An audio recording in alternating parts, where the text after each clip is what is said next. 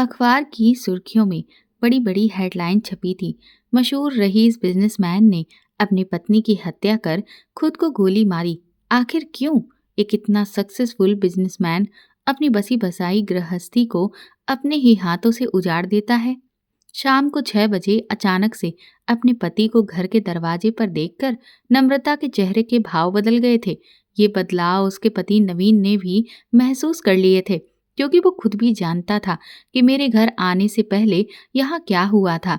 सब कुछ भूलकर नम्रता ने अपने चेहरे पर खुशी के भाव लाते हुए नवीन से जानना चाहा कि आज आप अचानक इस वक्त कैसे? आपने मुझे फोन भी नहीं किया, सब ठीक तो है ना? नवीन ने उसे कोई जवाब नहीं दिया और सीधा अपने कमरे में चला गया। नम्रता के मन में बहुत कुछ चल रहा था, लेकिन वो कुछ भी जाहिर नहीं होने देना चाहती थी। वो नवीन के कमरे में उसके पीछे पीछे चली गई तो नवीन ने उसे बैठने का इशारा किया। नम्रता बिना कुछ बोले उसके सामने वाली कुर्सी पर बैठ गई। नवीन उसकी आंखों में ही देख रहा था, लेकिन नम्रता उसकी आंखों से आंखें नहीं मिला पा रही थी, बस इधर उधर देख रही थी। थोड़ी देर बाद नवीन ने उससे प्यार से कहा, नम्रता, मुझसे क्या छुपा रही हो? क्या कुछ ऐसा है जो तुम्हें मुझे बताना चाहिए, लेकिन तुम बताना नहीं चाहती? नम्रता ने तुरंत ही उसकी बात को काटते हुए कहा, नहीं नवीन, ऐसा तो कुछ भी नहीं है। आप क्या कह रहे हैं? किसी ने आपसे कुछ कहा है?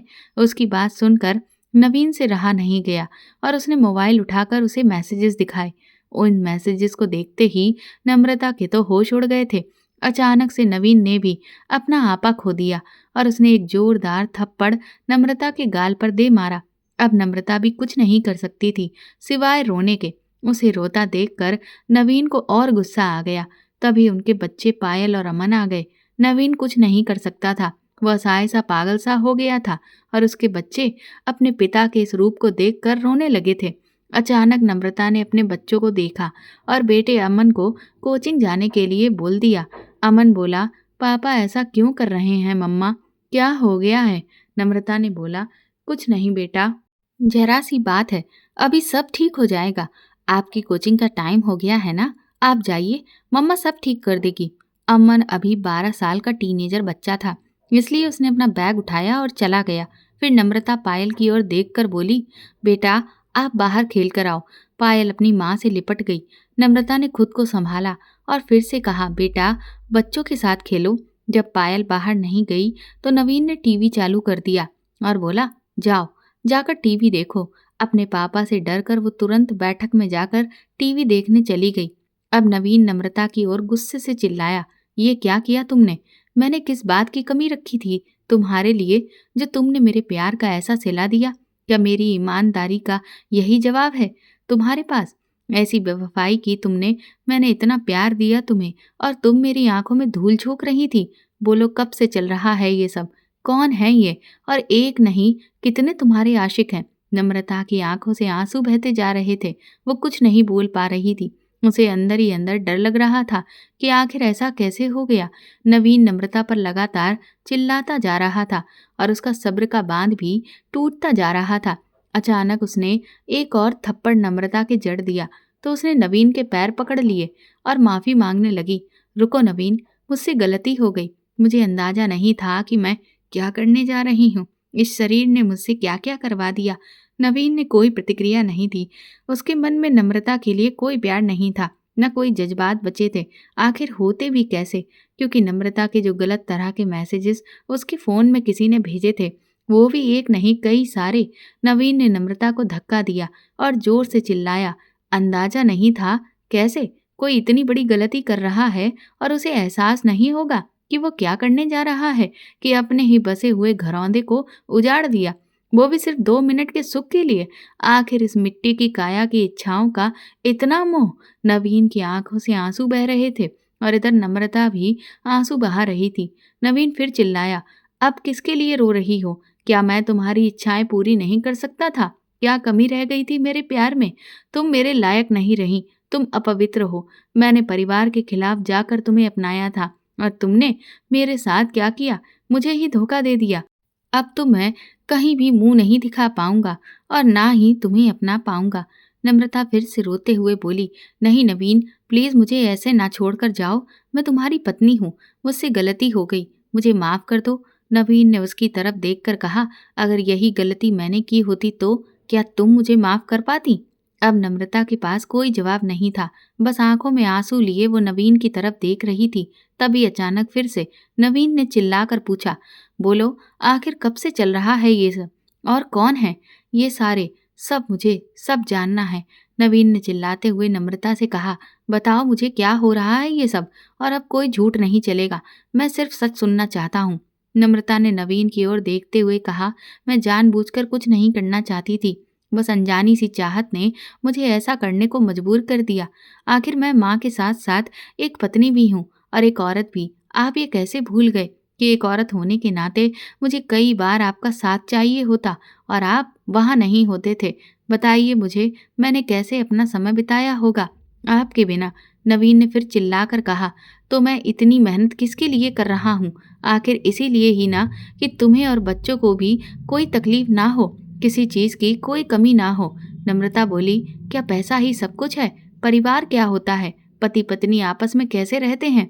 एक साथ घूमने, सुख दुख में साथ देना क्या होता है? बच्चों के पेरेंट्स मीटिंग हो या गेम्स, रिश्तेदारों के साथ मिलना जुलना हो या कोई और त्योहार, आपको बस अपनी नौकरी और पैसे के अलावा कुछ नहीं दिखा। माना कि मैंने गलती की और कई बार की, पर कहीं न कहीं आप भी जिम्मेदार हैं इस सब के। नवीन ने इतना सुना कि एक और थप्पड़ नम्रता के गाल पर मार दिया और बोला, बस अब एक शब्द नहीं। अपनी गलतियों को मेरे सर मढ़ना चाहती हो? कितनी गिरी हुई हो तुम? नम्रता नवीन के पैरों में गिर गई, पर वो उसे छोड़कर अलग हो गया और चेयर पर जाकर बैठ गया। नम्रता बोलने लगी, जब तुम अपनी मीटिंग में ध्यान रखे रहते थे और मुझे और बच्चों की जरूरत का ध्यान रखने के लिए कोई नहीं होता था, तब भी तुमने ध्यान नहीं दिया। आज मैं तुम्हें सब बताऊंगी। नवीन, तुम एक हफ्ते के लिए मुंबई गए थे, तभी अचानक मेरे भाई का फोन आया था। माँ बीमार थी और भाभी के मायके में भी उनके पिताजी के देहांत हो जाने से उनका वहां जाना जरूरी था। तब मुझे भाई ने फोन करके बुला लिया था और मैं दोनों बच्चों को लेकर वहां चली गई थी। वहां जाने के बाद उस दिन हमने साथ मिलकर खाना खाया। तभी मेरे भाई का दोस्त अजीत वहां आया। वो आते ही बच्चों से घुल मिल गया और वो भाई भाभी को स्टेशन छोड़ वापस माँ के घर आया। थोड़ी देर मुझसे और माँ से बातें की और चला गया। अगले दिन बच्चे उसे याद कर रहे थे, तो उन्होंने मेरे भाई को फ़ोन करके कहा कि कल वाले अंकल को बोलिए ना कि यहाँ आ जाएं, हमारा मन नहीं लग रहा। भाई ने फ़ोन करके अजीत को माँ के यहाँ आने को बोला। अजीत के आते ही बच्चों के चेहरे पर खुशी आ गई। वो उन्हें कार में घुमाने लेकर गया और वापस आते ही बच्चे उसके सामने बोले, मम्मा, अंकल बहुत अच्छे हैं, देखो आइसक्रीम खिलाई। पापा तो हमें कभी भी नहीं ले जाते, ना हमारे साथ खेलते हैं। उनके ऐसा कहने पर अजीत और मेरी नजरें मिली और अचानक उसने वो दर्द भी महसूस कर लिया। मैंने बनावटी मुस्कान लेकर बच्चों से कहा, ऐसा नहीं है बेटा, पापा के पास काम बहुत ज्यादा होने से उन्हें टाइम नहीं मिलता। जैसे ही उनका काम खत्म होगा, वो आप लोगों को जहां आप कहोगे वहीं ले जाएंगे। अजीत ने भी हल्की मुस्कान दी। फिर मैंने अजीत को खाना खाने के लिए रोक लिया और माँ, बच्चे और अजीत हमने साथ में खाना खाया। पर बच्चों के चेहरे पर जो खुशी थी वो अजीत के वहां रहने से थी। वो भी उनसे बहुत जल्दी घुल मिल गया। फिर रात के 9 बजे अजीत को घर जाना था, इसलिए मैं उसे गेट तक छोड़ आई। अजीत ने कार स्टार्ट की और बाय कर जाने लगा। फिर कार रोककर अचानक ही उसने मुझसे पूछा, क्या आप आइसक्रीम खाना चाहोगी? उसके ऐसा कहने पर मैंने भी हामी भर दी। फिर अचानक माँ और बच्चों का ख्याल आया। मैंने उससे कहा, फिर माँ और बच्चे? तो वो बोला, आप कहें तो सबको लेकर चलते हैं। मेरे चेहरे पर हल्की हंसी आ गई तो कहने लगा, आप ऐसे ही हंसती रहा करिए, अच्छी लगती हैं। बाकी जिंदगी में बहुत ही परेशानियां आती हैं, पर उनकी परेशानियों की वजह से हमें मुस्कुराना या जिंदगी जीना नहीं छोड़ना चाहिए। उसकी बातें मेरे दिल तक पहुंच पा रही थीं। मैंने उसे 2 मिनट रुकने का बोला और अंदर चली गई। मैंने बच्चों से पूछा, अब क्या करना है? तो बच्चे खुद बोलने लगे कि उन्हें नींद आ रही है, इसलिए मैं उनके कमरे में उन्हें सुलाकर माँ के पास आई और पूछा, माँ, आप अभी सोने जा रही हो? उन्होंने कहा, नहीं नम्रता, कुछ काम है क्या? मैंने कहा, हाँ माँ, मेरा मन आज बाहर जाने का हो रहा है। अजीत साथ में है, हम जल्दी ही आइसक्रीम खाकर वापस आ जाएंगे। तो माँ बोली, ठीक है, पर जल्दी आ जाना। और बच्चे? मैंने उनसे कहा कि वो सो चुके हैं। फिर जैसे ही मैं जाने को थी तो माँ बोली, बेटा, अजीत अच्छा लड़का है, पर रात बहुत हो गई है, ध्यान रखना।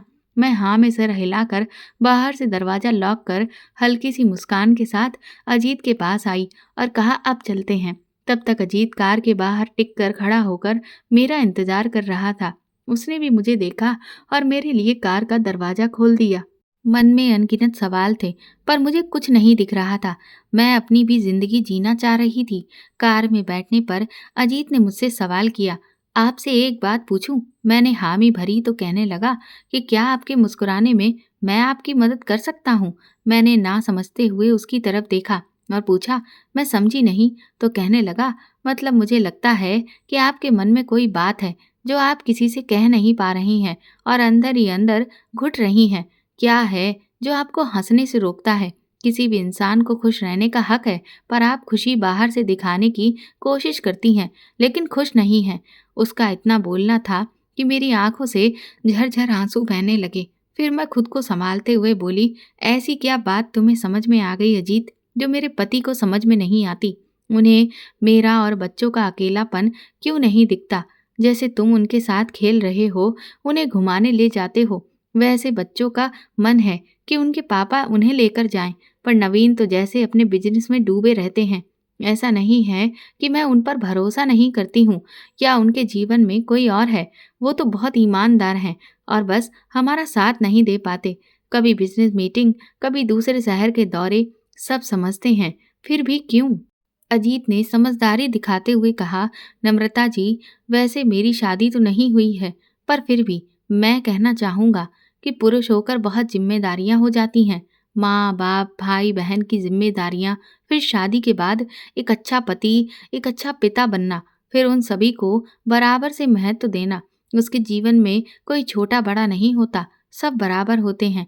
फिर आती हैं सबकी खुशियाँ, जिन्हें पूरा करने के लिए वो अपनी जवानी के दिनों से ही बुढ़ापे तक सफ़र करता है।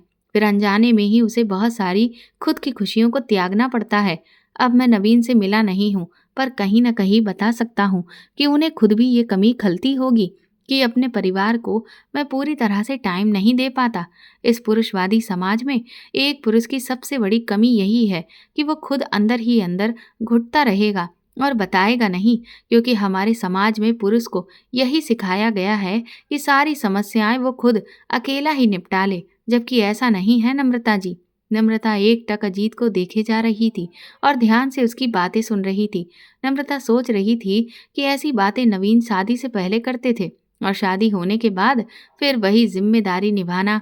मनचाही शादी होने से तो ऐसा लगता है कि जैसे औरत को ही जीत लिया है और औरत को घर में ही रहना है, जिम्मेदारियां संभालनी है। ऐसा बेरंग जीवन क्यों हो जाता है कि सभी पुरुष ऐसे ही होते हैं? नम्रता के मन में ये सारी बातें चल रही थी। अजीत ने कार रोकी तो नम्रता वर्तमान में आ गई। कहने लगा, माफ कीजिए नम्रता जी, मेरा इरादा आपका दिल दुखाने का नहीं था। क्या मैं कुछ ज्यादा बोल गया? प्लीज मेरी बातों को दिल से ना लगाइए, और जो भी हो आपकी पर्सनल लाइफ में है, मुझे उसमें दखल नहीं देना चाहिए। अजीत के ऐसा कहने पर नम्रता हंसने लगी और बोली, कोई बात नहीं अजीत, आपने जो भी कहा सच ही तो है। शायद मैं ही नवीन को गलत समझ रही हूँ और आप बहुत समझदारी भरी बातें कर रहे हो। वैसे आपके घर में कौन कौन है? अजीत ने हल्की सी मुस्कान के साथ कहा, मेरा भरा पूरा परिवार है। दादा दादी, माँ पापा, भाई बहन और चाचा चाची और उनके बच्चे, और मेरे बड़े भाई भाभी और उनके बच्चे, सभी तो हैं। ये कहूँ कि जो ज्ञान भरी बातें मैं आपसे कर रहा था, उनके पीछे मेरा परिवार है, क्योंकि बड़े परिवार में सबकी खुशियों का ध्यान रखा जाता है और थोड़ी नोक झोंक भी चलती रहती है, पर परिवार है तो हम सब एक हैं। नम्रता भी हल्का सा मुस्कुराई और हाँ में गर्दन हिला दी। फिर अजीत ने कार आइसक्रीम स्टैंड पर पार्क की। दोनों ने अपनी पसंद की आइसक्रीम खाई। जब दोनों वापस जाने को हुए तो अजीत ने नम्रता से पूछा, क्या आप थोड़ा और घूमना चाहती हैं? नम्रता अंदर ही अंदर चाह तो रही थी कि लंबी लॉन्ग ड्राइव पर चली जाए। फिर ख्याल आया, अजीत अभी 2 दिन से ही पहचान में है, तो ऐसा सही नहीं होगा, और उससे मना करते हुए नम्रता ने कहा, नहीं अजीत, फिर कभी, रात होने को है। अजीत ने उसकी बातों का मान रखा और वापस घर छोड़कर बाय कहकर अपने घर चला गया। अंदर आते ही नम्रता ने देखा कि उसकी माँ अभी सोई नहीं है। माँ ने पूछा, बहुत देर कर दी नम्रता? उसने घड़ी देखी, बोली, माँ बस 1 घंटा ही हुआ है, हम तो पास के ही आइसक्रीम पार्लर में गए थे, अब आप सो जाइए। नम्रता फिर अपने कमरे में चली गई। देखा तो बच्चे सो चुके थे, नम्रता भी सो गई। अगले दिन सुबह सुबह नम्रता सबके लिए चाय बना रही थी कि उसकी माँ की आवाज आई, नम्रता चाय और बड़ा देना, अजीत आया है। नम्रता ने मन ही मन सोचा, इतनी सुबह कैसे? नम्रता ने बाहर जाकर सबको चाय दी और खुद भी वहीं बैठ गई। फिर अजीत से पूछने लगी, तुम इतनी सुबह सुबह कैसे? अजीत ने पहले तो चुटकी लेकर पूछा, क्या आपको अच्छा नहीं लगा? फिर हंसते हुए बोला, आपके भाई भाभी आज लौटने वाले हैं, उनको पिक करने वाला था, सोचा आप लोगों को बता दूं और मिलने चला जाऊं। फिर बच्चे अजीत के साथ गेम खेलने लगे और भाई भाभी के आने की खबर सुनकर माँ और नम्रता खुश हो गईं और खाना बनाने का बोलकर अंदर चली गई। कहीं न कहीं नम्रता वहां और रुकना चाहती थी। नम्रता बेमन से ही सही पर खाने की तैयारी करने लगी। तभी वहां अजीत पानी पीने आता है, पूछता है, नम्रता जी कोई मदद करूं? वो हंसते हुए कहती है, अच्छा अब तुम खाना भी बनाओगे? बोला, हाँ बिल्कुल, मैं अच्छी बातों के साथ साथ अच्छा खाना भी बना लेता हूँ। हमारे यहाँ सारे पुरुष खाना बनाना जानते हैं। ऐसा कहकर वो जोर से हंसने लगा। नम्रता थोड़ा शरारती अंदाज में बोली, अरे आपकी तो अभी शादी भी नहीं हुई, फिर खाना कैसे बना लेंगे? अजीत ने हंसते हुए कहा, खैर मैं आपको बता दूं, हमारे यहाँ तो सभी को खाना बनाना आता है। हमारे यहाँ महिला पुरुष का अंतर नहीं मानते। क्यों, आपके यहाँ सिर्फ महिलाओं को ही खाना बनाने दिया जाता है क्या?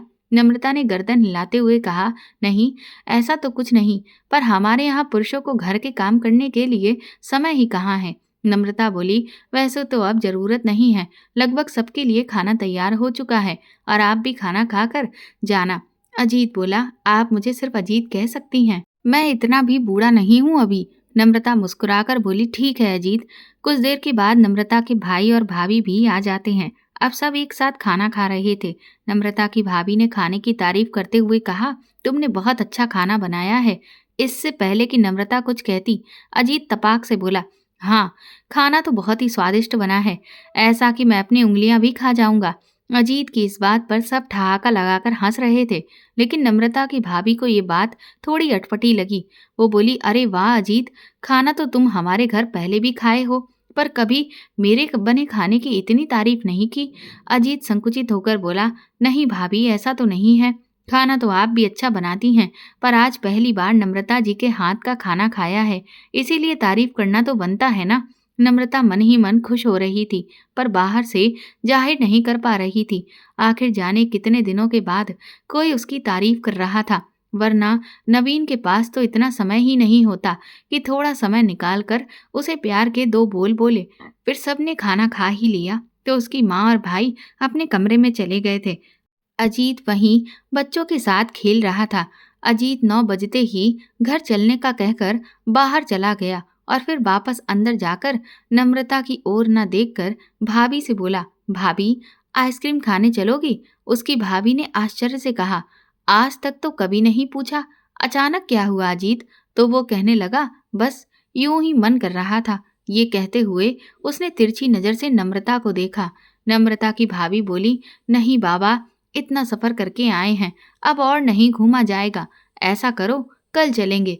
अजीत तपाक से बोला, पर मेरा मन तो आज है, ऐसा करता हूँ बच्चों को लिए जाता हूँ। भाभी बोली, उनको तुम अकेले नहीं संभाल पाओगे, जाओ नम्रता को भी ले जाओ।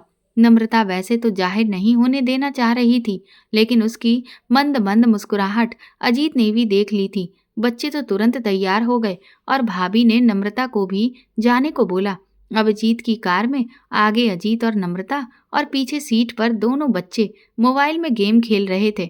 मौका देखकर अजीत बोला, नम्रता जी आप लोग वापस कब जाने वाले हो? तभी नम्रता बोली, सिर्फ नम्रता, मैं भी उतनी बूढ़ी नहीं हूँ। और फिर दोनों हंस दिए। अजीत बोला, ठीक है नम्रता, आप लोग कब जाने वाले हो? नम्रता ने जवाब दिया, शायद कल। अब भाई भाभी आ गए हैं और माँ भी ठीक है, मुझे अब अपना घर भी देखना होगा। वैसे भी सब छोड़कर मैं जल्दी जल्दी ही यहाँ आई थी। अजीत थोड़ा उदास होते हुए बोला, कुछ दिन और रहते तो अच्छा लगता। नम्रता बोली, क्यों, ऐसा क्या होने वाला है कुछ दिनों में? अजीत कहने लगा, बस अच्छा लग रहा है आप लोगों का यहाँ होना। मैं बच्चों को अपना समझने लगा हूँ और मुझे आप सबकी भी याद आएगी। नम्रता बोली, अच्छा ऐसी बात है तो ठीक है, जब तुम्हें याद आए हमसे बात कर लेना। अजीत ने तुरंत कहा, कैसे? ना ही आपका नंबर है मेरे पास, ना ही पता कि मैं मिलने भी आ सकूं। नम्रता बोली, ठीक है, अभी फिलहाल तो नंबर ही ले लो। फिर दोनों ने अपने मोबाइल नंबर एक दूसरे से एक्सचेंज किए। उसके बाद वो लोग आइसक्रीम खाकर वापस घर आ जाते हैं। कार घर के बाहर रुकते ही बच्चे दौड़कर अंदर जाते हुए अजीत को गुड नाइट विश करके गए। बाहर खड़े अजीत ने नम्रता को भी गुड नाइट विश करते हुए कहा, ठीक है, कल भी आइसक्रीम खाने चलेंगे, तैयार रहना। नम्रता बोली, गुड नाइट अजीत, देखते हैं, शायद कल हम चले जाएं। अजीत ने फिर से कहा, इतनी जल्दी क्यों? अभी कहा था ना, थोड़े दिन और रुक जाइए। वो नम्रता पर थोड़ा हक जमाते हुए बोला। नम्रता थोड़ा गुस्सा दिखाते हुए बोली, देखो अजीत, पहले तो मैं कुछ बातें क्लियर कर दूं। ये मेरा मायका है, मतलब मैं शादीशुदा हूँ। मेरा एक पति है और बच्चे भी हैं। इनकी जिम्मेदारी मेरी है। मैं यहाँ कुछ दिन, वो भी सिर्फ माँ के लिए आई थी। अगर तुम्हें बच्चों की याद आए तो बेशक उनसे बातें करने के लिए फोन कर सकते हो। अजीत ने बनावटी चेहरा बनाया और कहने लगा, और आपसे बात करना हो तो? नम्रता को कुछ अजीब सा लगता है, पर वो रिएक्शन नहीं देती। अजीत फिर बोलता है, मुझे पता है कि आप शादीशुदा हैं और आपके बच्चे हैं और आपके पति मिस्टर नवीन हैं, जिन्हें आप प्यार करती हो, पर उन्हें इस बात का कोई एहसास तक नहीं है। उन्हें बस अपनी आज़ादी और नौकरी से मतलब है। नम्रता लगभग चिल्लाते हुए बोली, अजीत, तुम ये क्या बोल रहे हो? क्या यही सब सुनने के लिए मैंने अपना दर्द तुमसे बांटा था? वो जैसे भी हैं मेरे पति हैं। अगर मेरी किस्मत में यही है तो उसे कोई नहीं बदल सकता। अब एक शब्द मैं उनके बारे में नहीं सुनूंगी। अजीत बोला, आपकी किस्मत में खुश रहना भी लिखा है। मैं आपको कोई कमी नहीं होने दूंगा। बहुत प्यार करूंगा आपसे। नम्रता ने अजीत को थप्पड़ मार दिया। अजीत के प्यार के इजहार पर नम्रता उस पर बहुत नाराज थी और अजीत कार में बैठकर रो रहा था। इधर रात को अजीत को नींद नहीं आ रही थी और नम्रता भी सो नहीं पाई। अगली सुबह नम्रता ने अपनी माँ को बताया कि वो जाना चाहती है। उसकी माँ ने कहा, ठीक है, कुछ दिन और रुक जाती, अभी इतनी जल्दी जाना जरूरी है क्या? वो बोली, माँ, नवीन अब कभी भी आने वाले होंगे।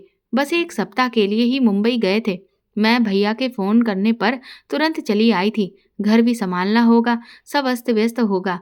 उसकी माँ ने हामी भर दी। पूरा दिन उन्होंने अपने परिवार के साथ बिताया, लेकिन आज अजीत घर नहीं आया। नम्रता के दिल में ना चाहते हुए भी उसका ख्याल आ रहा था कि वो आएगा या नहीं, पर उसका दिमाग कह रहा था कि अच्छा है ना आए, क्योंकि ये सब गलत है। कहाँ वो, कहाँ मैं। हो सकता है उसका अट्रैक्शन हो, कुछ दिन में ठीक हो जाएगा। मैं कौन सा यहाँ हमेशा रहूंगी, तो मुझे क्या करना है। दिन बीत जाने पर रात में भैया ने अजीत को फोन करके बुलाना चाहा, लेकिन अजीत नहीं आया। नम्रता ने भी सुनकर अनसुना कर दिया। रात में खाना खाते समय भाभी ने नम्रता से कहा, दामाद जी कब आ रहे हैं? तो वो कहने लगी, बस आज या कल में आ जाएंगे। भाभी सुबह सुबह नम्रता और बच्चे सबसे प्यार से विदा लेकर निकल रहे थे। बच्चे बोले, अजीत अंकल नहीं आएंगे, उनको भी बाय कहना था। तभी पीछे से आवाज आई, आप याद करो और हम ना आए। गेट की तरफ देखा तो वहां अजीत था। बच्चे दौड़कर उससे लिपट गए। बोले, अंकल, हमें लगा था आप मिलने नहीं आएंगे, आप तो कल भी नहीं आए। अजीत बोला, बस थोड़ी तबीयत खराब हो गई थी, इसीलिए नहीं आया, पर अब बाय जो कहना था तो मैं आ गया। सब अजीत को देखकर हंसते हैं, सिवाय नम्रता के। उसके चेहरे पर कोई भाव नहीं था। नम्रता और बच्चे कार में बैठकर बाय करने लगे। तभी नम्रता और अजीत की नजरें टकरा गईं। नम्रता के मन में एक कसमकसी पैदा हो गई।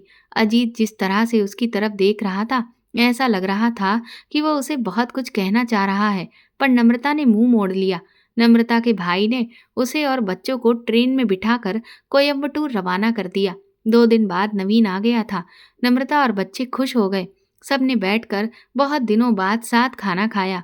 बच्चों के सोने के बाद नम्रता और नवीन कमरे में चले गए। नम्रता ने अपना प्यार नवीन को जताया। नवीन भी उससे बहुत दिनों से दूर था। साथ समय बिताकर उन्हें अच्छा लग रहा था। अगली सुबह नवीन की वही भाग दौड़ वाली जिंदगी चालू हो गई और नम्रता अपने घर और बच्चों में लग गई। अजीत के बारे में उसे कोई ख्याल तक नहीं आया। इधर 2 महीने बीत गए। नम्रता कभी कभी अपनी माँ से बात कर लेती, सब ठीक चल रहा था। तभी एक दिन एक नए नंबर से नम्रता के फोन पर किसी ने कॉल किया। उसने फोन उठाया तो सामने अजीत की आवाज़ थी। नम्रता ने अजीत का नंबर डिलीट कर दिया था, इसलिए बिना पहचाने ही उसने पूछा, कौन? तो अजीत ने कहा, कैसी हो आप? वो कहने लगी, अच्छा अजीत, मैं ठीक हूँ, कहो। कैसे फ़ोन किया?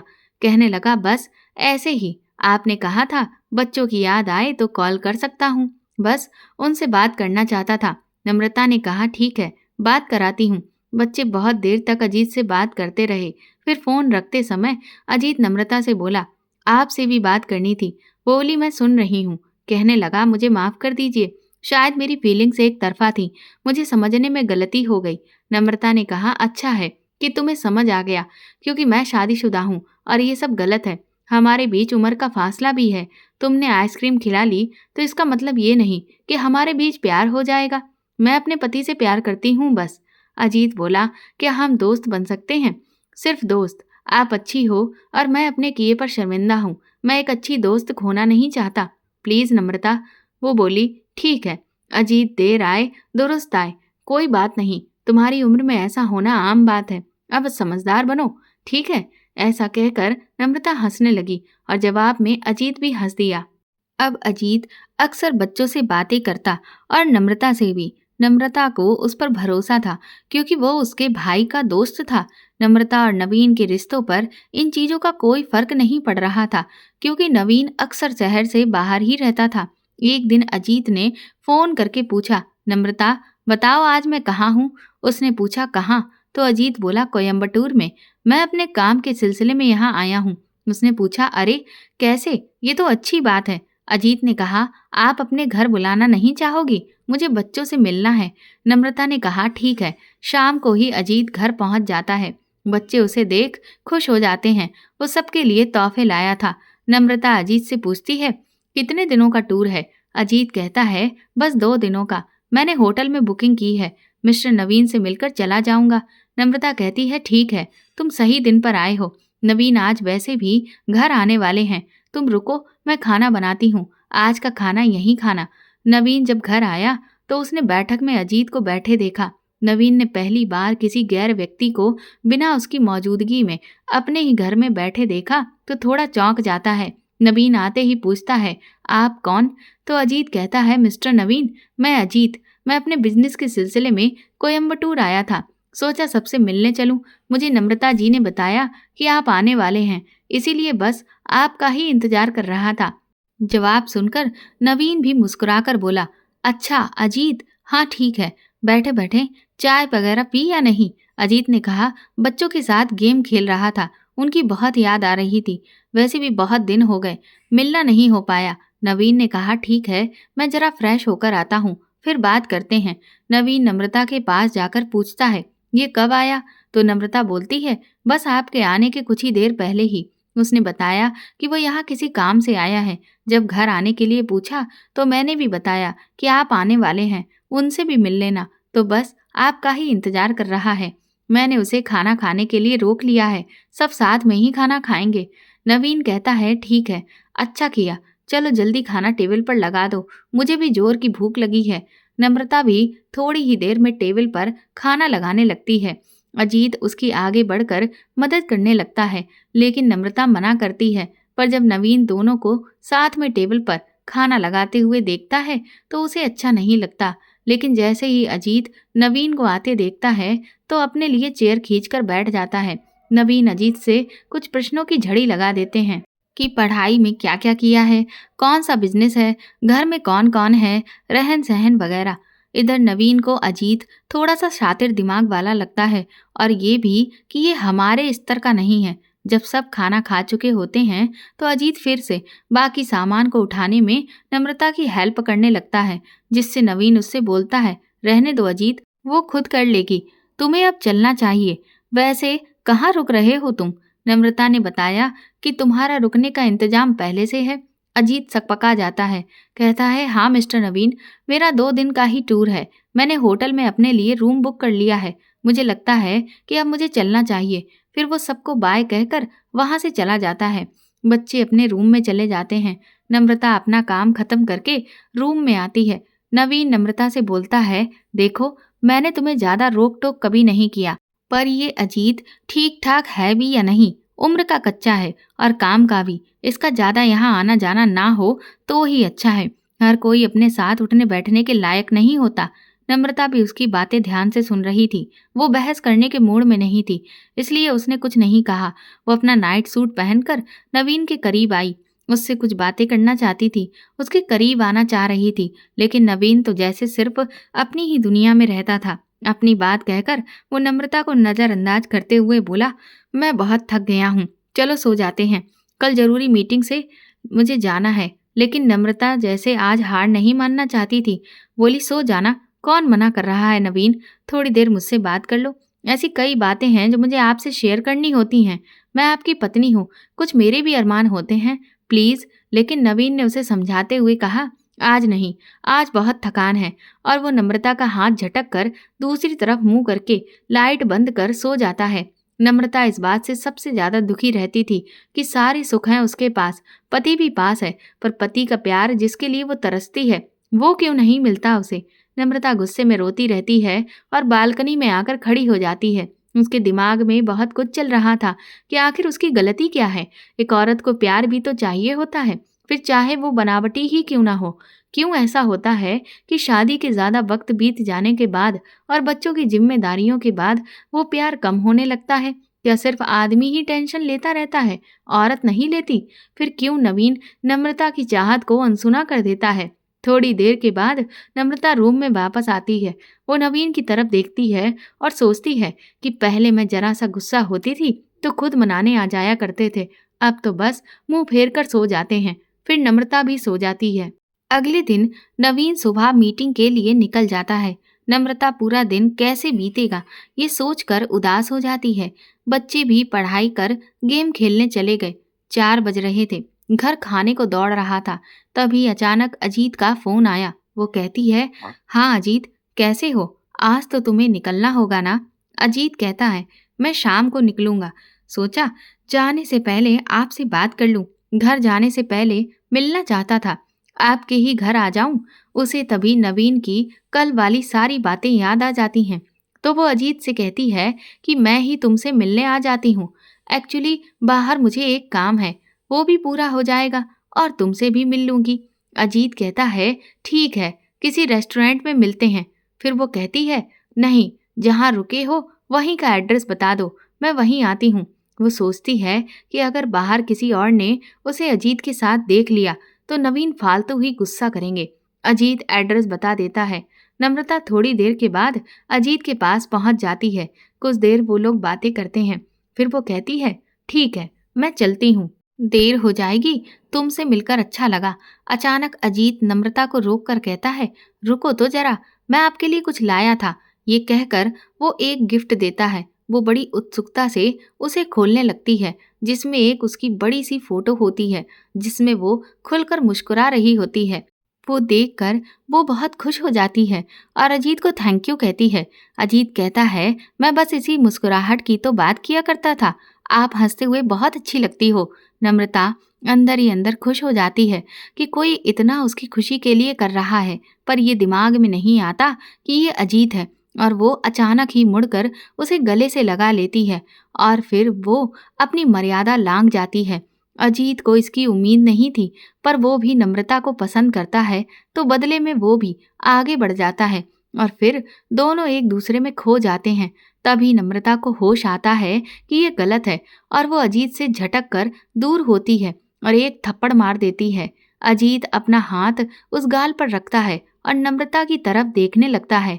उसके चेहरे पर ना तो शिकवा था, ना गिल्ट, ना शिकायत, ना गुस्सा। तभी अजीत को देख नम्रता जोर जोर से रोने लगती है और चिल्लाकर कहने लगती है, ये मुझसे क्या हो गया, ये गलत है। अजीत ने उसे पकड़ लिया और गले से लगा लिया। बोला, कुछ नहीं हुआ, कुछ गलत नहीं, आप गलत नहीं हो नम्रता, प्लीज शांत हो जाओ। इसके बाद तो वो दोनों अपनी बची कुची मर्यादाओं को भी लांघ जाते हैं। नम्रता भूल जाती है कि वो शादीशुदा है और उसके 2 छोटे छोटे बच्चे भी हैं। सब हो जाने पर नम्रता एक टक अजीत को देखती है, फिर वो उठ जाती है। लेकिन अजीत उसका हाथ पकड़कर कहता है, क्या हुआ, मेरे पास आओ। वो कहती है, अजीत, जो हुआ सब गलत ही था, तुम सब भूल जाओ, पता नहीं ये कैसे हो गया। अजीत बोलता है कि ये प्यार है नम्रता, जो मैं आपसे करता हूँ, जो आज आपने किया, मैं हर तरीके से आपको खुश रख सकता हूँ। नम्रता रोते हुए कहती है, मैं तो शादीशुदा हूँ, वो कहता है तो क्या हुआ, मैं आपके और मिस्टर नवीन के बीच नहीं आऊंगा, बस मैं तो आपसे प्यार करूंगा, अपने दायरे तक।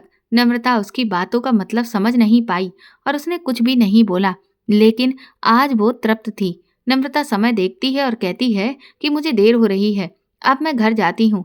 घर पहुंचकर देखती है कि घर पर तो ताला लगा था, मतलब बच्चे नहीं आए थे। पहले वो घर पहुंचकर नहा धोकर फ्रेश हुई, फिर बच्चों को उनके दोस्त के घर फोन कर बुला लिया। उसके मन में अभी भी बहुत कुछ चल रहा था, पर चेहरे पर कोई भाव नहीं थे। रात में नवीन घर आया और सबने खाना खाया। फिर रात को सोते समय नम्रता ने नवीन से बात शुरू की। मैं सोच रही हूँ कहीं घूमने चलते हैं, भले ही 1-2 दिन के लिए, बहुत दिन हो गए हम कहीं नहीं जाते। मेरे साथ साथ बच्चों को भी आपकी कमी खलने लगी है, उनका भी हक है अपने पापा के साथ वक्त बिताने का। नवीन बीच में टोक कर कहता है, नम्रता, किसने कहा मैं टाइम स्पेंड नहीं करता? खाना खाते हुए जरूरी बातें कर तो लेता हूँ, और माँ किस लिए होती है? उनका ध्यान रखने के लिए ही ना। और फिर मेरा काम है कमाना, परिवार की जरूरत का ध्यान रखना भी तो है। मैं समय कैसे निकालूं, तुम ही बताओ अब। नम्रता कहती है, और मेरी जरूरत का क्या? नवीन बोलता है, तुम्हें मैं छूट देता तो हूँ, तुम्हें जिसमें खुशी मिले वो करो, घूमो फिरो, किटी पार्टीज में जाओ, नए नए दोस्त बनाओ, और क्या। नम्रता से वो कुछ बोलते नहीं बनता। वो चुपचाप नवीन को देखती रही और नवीन पीठ घुमाकर सो गया। नम्रता के मन की उलझनें खत्म होने का नाम नहीं ले रही थी। ऊपर से नवीन की इस तरह की बातें, वो भी सो गई। अगले दिन अजीत का कॉल आया। नम्रता ने सुनकर भी नजरअंदाज किया। फिर उसने दोबारा फोन किया। इस बार उसने फोन उठाकर बात शुरू की। बोलो अजीत। अजीत ने कहा, कैसी हो? मैं आज वापस आ गया हूँ, आपकी बहुत याद आ रही थी, सोचा कॉल कर लूं। नम्रता को अच्छा लगा कि कहाँ नवीन अब ध्यान नहीं देता और इसे मेरा कितना ख्याल है। नम्रता कहती है, मैं ठीक हूँ। अब अक्सर नम्रता और अजीत की घंटों फोन पर बातें होती। नम्रता पहले से खुश रहने लगी थी। नवीन को लगा कि शायद मेरी बातों का ही असर है, इसलिए अब वो नम्रता के खुश होने पर ज्यादा ध्यान नहीं देता। नम्रता एक बार तो अपनी दहलीज लांघ चुकी थी, इसलिए अजीत अब उसे मिलने की जिद बार बार करता और वो बार बार आकर कोयम्बटूर में मिलता और फिर वो लोग अपनी मर्यादाओं को बार बार लांघते। एक दिन नम्रता ने नवीन से कहा, मैं कुछ दिन अपने मायके जाऊं? वो कहने लगा, लेकिन बच्चों की क्लासेस। तो नम्रता ने पूछा, बच्चे जाना ही नहीं चाह रहे हैं, आपकी बहन आ रही है, उनके साथ रहना चाहते हैं, तो उसके आते ही कुछ दिन मूड फ्रेश कराऊं, माँ की याद आ रही है। नवीन कहता है, ठीक है चली जाना। नम्रता मन ही मन बहुत खुश हुई, पर वो खुशी अब उसके चेहरे पर भी दिखती थी। नम्रता ने अजीत को फोन करके सब बता दिया और इधर अजीत और ज्यादा खुश हुआ। अगले दिन नम्रता मायके पहुंचकर सबके साथ समय बिता रही थी, ताकि किसी को शक ना हो। और फिर शाम को अपनी सहेली से मिलने का कहकर वो अजीत से मिलने के लिए निकल गई। इस बार अजीत नम्रता को अपने दोस्त के घर ले गया और दोनों ने फिर से अपनी वही गलती दोहराई। दोस्तों, इस कहानी का आखिरी भाग कल चैनल पर अपलोड कर दिया जाएगा, जिसमें आपको पता चलेगा कि नम्रता और नवीन के साथ इतनी भयानक घटना क्यों हुई। तो दोस्तों, अगर आपको ये कहानी पसंद आ रही हो तो प्लीज़ कमेंट करके ज़रूर बताएं और इस कहानी को ज़्यादा से ज़्यादा शेयर और लाइक करके मेरे चैनल को सब्सक्राइब करें।